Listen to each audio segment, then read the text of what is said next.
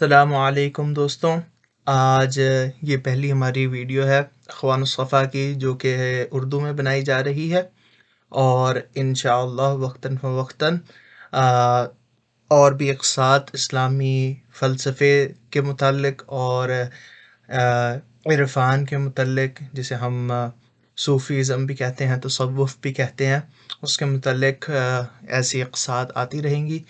تو آپ سب سے گزارش ہے کہ آپ چینل کو لائک کر دیں، سبسکرائب کر دیں، اور اگر آپ کو کامنٹ میں کوئی بھی آپ کا خیال ہو تو آپ بے جھجک ہمیں آرام سے بتا سکتے ہیں، اور اس پہ انشاءاللہ کوئی آپ چاہتے ہیں کہ کوئی ایسی ویڈیو بنائی جائے جو کہ آپ بالخصوص دیکھنا چاہتے ہیں تو وہ بھی انشاءاللہ کیا جائے گا۔ ہمارا مقصد یہ ہے کہ اسلامی فلسفے کے جو مختلف مضامین ہیں اور جو مختلف نظریات ہیں اسلامی فلسفے کے اندر جو پائے جاتے ہیں، ان کو عوام تک پہنچانا اور ایک سادہ زبان کے اندر یہ کام انجام دینا، کیونکہ فلسفے کی جتنی بھی کتب ہیں وہ خاصی مشکل زبان کے اندر ہیں، تو کوشش یہی رہے گی کہ اس مشکل زبان کو آسان زبان کے اندر لایا جائے اور لوگوں کو سمجھایا جائے کہ اسلامی فلسفے کے اندر جو بنیادی تصورات ہیں وہ کیا ہیں، اور اسلامی فلسفہ کیوں باقی تمام افکار سے بہتر ہے، اور ایک ایسا نظریہ پیش کرتا ہے جس کے اندر ہمیں عقلی ایک نظم نظر آتا ہے۔ تو آئیے اب یہ آج کی پہلی قسط شروع کرتے ہیں۔ بسم اللہ الرحمن الرحیم۔ آج جو ہمارا موضوع ہے وہ ہے خداوند کا جو وجود ہے، ذات باری تعالیٰ کا جو وجود ہے، اس کے اوپر یہ ہماری جو پہلی قسط ہے وہ مشتمل ہے۔ تو جو ہم دلیل دیکھنے جا رہے ہیں خداوند کے وجود کے اوپر، ذات باری تعالیٰ کے وجود کے اوپر، وہ دلیل پیش کی گئی ہے شیخ الرئیس ابن سینا کی طرف سے۔ ابن سینا نے یہ جو دلیل ہے اپنی چند کتب کے اندر یہ پیش کی ہے، جن کا نام ہے الہیات من الشفا، کتاب الشفا ان کی ایک مایہ ناز کتاب ہے۔ اس کے اندر الہیات کا جو حصہ ہے اس کے اندر انہوں نے شیخ الرئیس نے یہ دلیل پیش کی ہے، اور اسی کے ساتھ ساتھ اشارات والتنبیہات اس کے اندر بھی انہوں نے اس دلیل کا ذکر کیا ہے۔ تو اس دلیل کو برہان الوجوب والامکان بھی کہا جاتا ہے، کچھ نے اسے برہان الصدیقین بھی کہا ہے، اور انگلش کے اندر اسے آرگیومنٹ فرام کنٹینجنسی اور نیسیسٹی بھی کہا گیا ہے۔ اور اس کو ایسا اس لیے کہا جاتا ہے کیونکہ قرآن کے اندر ایک آیت ہے کہ ہم انہیں نشانیاں دکھائیں گے آفاق کے اندر اور ان کے اپنے اندر بھی، تاکہ ان کے اوپر ہر چیز واضح ہو جائے۔ سنریہم آیاتنا فی الآفاق وفی انفسہم حتی یتبین لہم انہ الحق اولم یکفی بربک انہ علی کل شیء شہید۔ تو یہ قرآنی آیت ہے، اور اسی کے لیے اسے برہان الصدیقین بھی کہا جاتا ہے، برہان الوجوب والامکان بھی کہا جاتا ہے۔ تو آج ہماری کوشش یہ رہے گی کہ اس دلیل کو تھوڑا سا سمجھا جائے اور دیکھا جائے کہ اس دلیل سے ہم کیسے خداوند کا جو وجود ہے اس کو ثابت کر سکتے ہیں۔ تو اس دلیل کو سمجھنے کے لیے 3 بنیادی اصطلاحات ہیں جو کہ شیخ استعمال کرتے ہیں، جو کہ اگر ہمیں سمجھ آ جائیں تو آگے اس دلیل کا جو سمجھنا ہے وہ کافی آسان ہو جائے گا۔ تو پہلی جو اس میں وہ بات کرتے ہیں وہ یہ کہتے ہیں کہ ہر جو چیز ہوتی ہے اس کی کوئی نہ کوئی ماہیت ہوتی ہے۔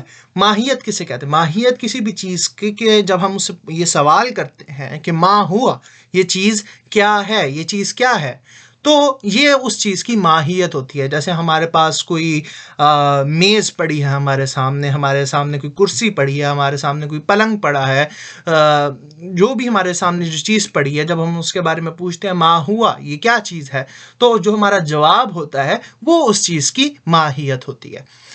ایسے اب شیخ آگے یہ کہتے ہیں کہ کسی بھی چیز کے بارے میں جب ہم اس کا تصور کرتے ہیں، جب ہم اس کے بارے میں پوچھتے ہیں ما ہوا، تو تین ہی چیزیں ہیں جو اس کے بارے میں ممکن ہو سکتی ہیں. ایک تو یہ ہو سکتی ہے کہ یہ جو چیز ہے اس کا وجود رکھنا ناممکن ہے، ممتنع بالذات ہے. یہ جو چیز ہے یہ اپنے اندر ہی ایک ایسا اضطراب رکھتی ہے کہ یہ چیز وجود ہی نہیں رکھ سکتی. جیسے کہ میں آپ کو کہوں کہ مجھے ایک تکون چکور دکھا دیں، مجھے ایک یا اسکوئرڈ سرکل دکھا دیں، جیسے ہم انگریزی میں کہتے ہیں، کہ ایک ایسی چیز دکھا دیں جس کے اندر ہی جو ضدین ہیں ان کو ہم نے حمل کیا ہوا ہے، تو ایسی جو چیز ہے وہ کبھی وجود رکھ ہی نہیں سکتی، کیونکہ اس کے اندر ہی ایک بنیادی اختلاف اس چیز کے اندر موجود ہے. تو اس چیز کا وجود رکھنا جو ہے وہ کیا ہے، وہ ناممکن ہے. جیسے اگر میں آپ کو کہوں کہ اسکوئرڈ سرکل دکھا دیں مجھے، یا مجھے ایک کیا کہتے ہیں ایک انفینٹی دکھا دیں جو کہ زیرو ہو، یا کچھ اور بھی کوئی بھی ایسی میں چیز آپ کو کہہ دوں جس کے اندر ہی بنیادی ایک اختلاف موجود ہو کہ وہ وجود رکھ ہی نہ سکے، تو اسے ہم کہیں گے کہ یہ چیز ناممکن ہے، یہ ممتنع بالذات ہے، یہ چیز وجود نہیں رکھ سکتی، اس کا وجود رکھنا محال ہے.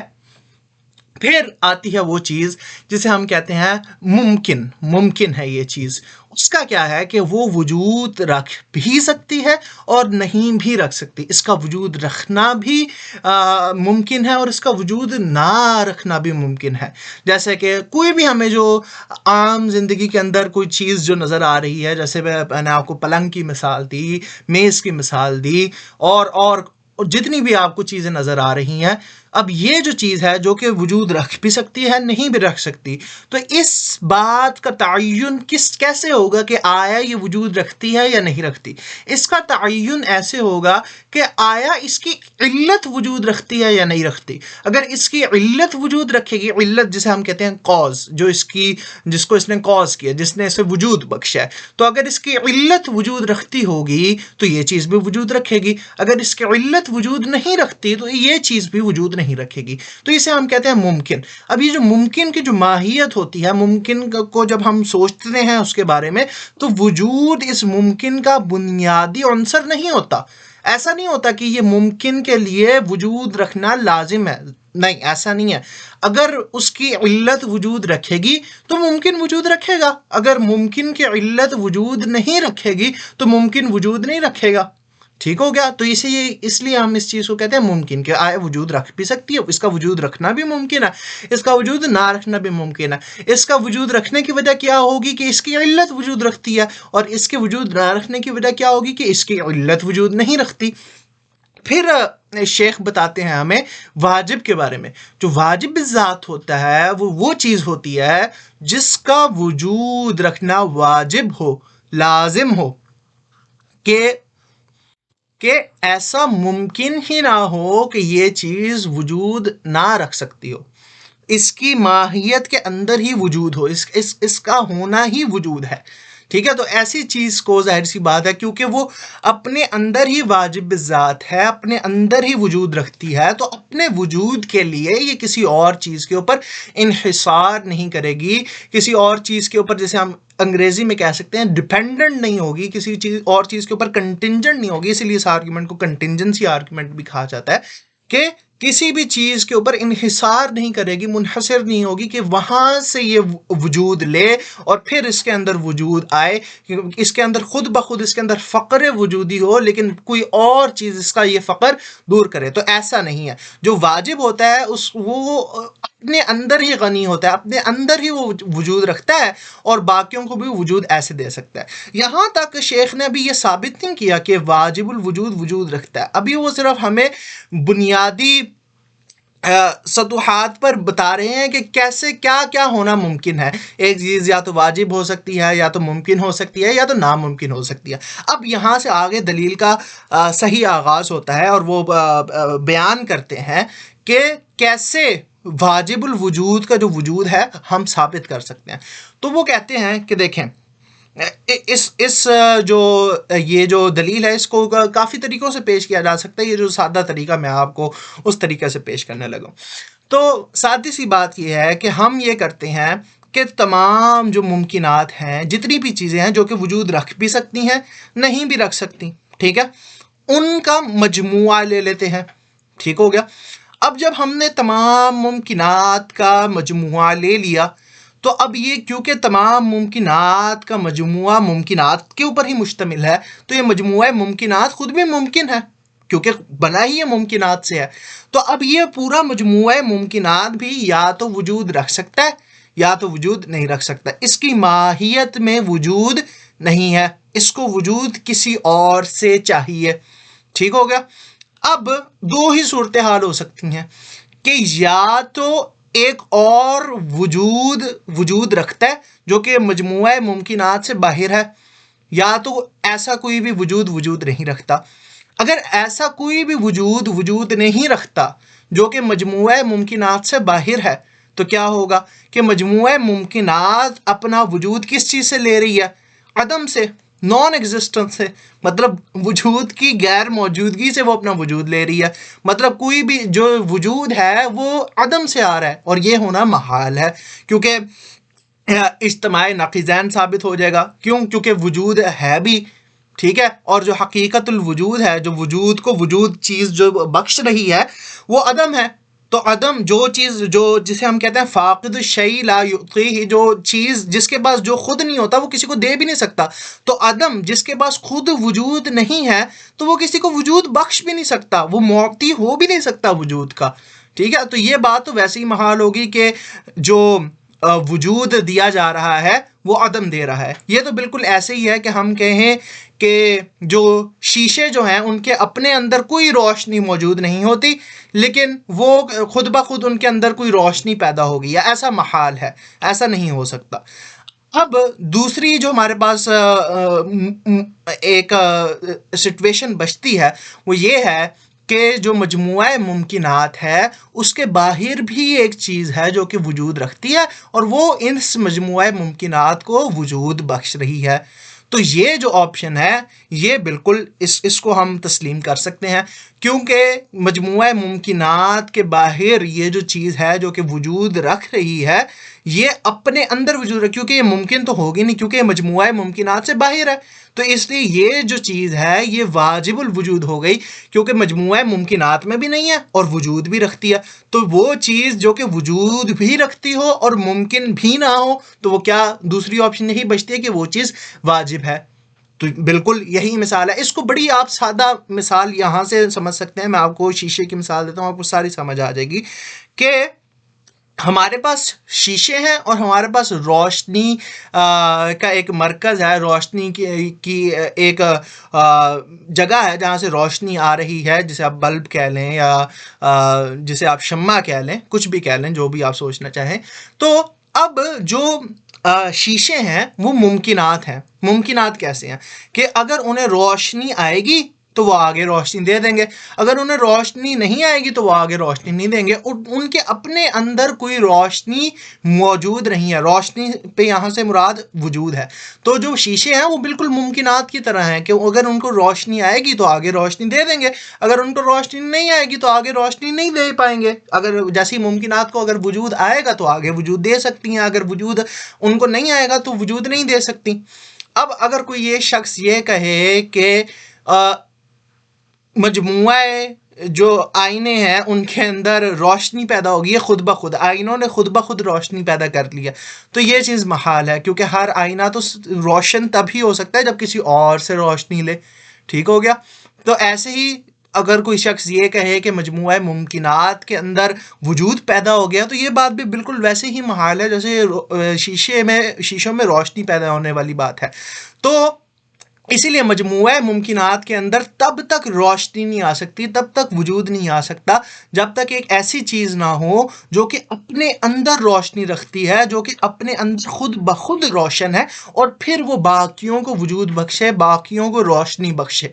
اور یہی وہ ذات ہے جسے ہم ذات باری تعالیٰ کہتے ہیں, جسے ہم خدا کہتے ہیں, جسے ہم اللہ تعالیٰ کی ذات کہتے ہیں. یہ وہ ذات ہے جو کہ اپنے اندر وجود رکھتی ہے اور اپنے اندر ہی اس کے پاس وجود جو ہے وہ موجود ہے اور پھر بے باقیوں کو وجود دیتی ہے. اسی لیے ہمیں قرآنی بیشتر آیات بھی مل جاتی ہیں جو کہ اس بات کے اوپر اس کی نشاندہی کر رہی ہیں کہ یا ایھا الناس انتم الفقراء الی اللہ واللہ هو الغنی الحمید, کے جو الناس، اے لوگوں تم ہی خدا کے فقیر ہو اور خدا خود بخود خود تو غنی ہے۔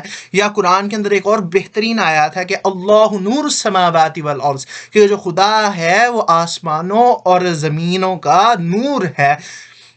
مثل نوره كمشكاة فيها مصباح، المصباح في زجاجة، الزجاجة كأنها كوكب دري يوقد من شجرة مباركة زيتونة لا شرقية ولا غربية يكاد زيتها يضيء ولو لم تمسسه نار نور على نور يهدي الله لنوره من يشاء ويضرب الله الامثال للناس والله بكل شيء عليم۔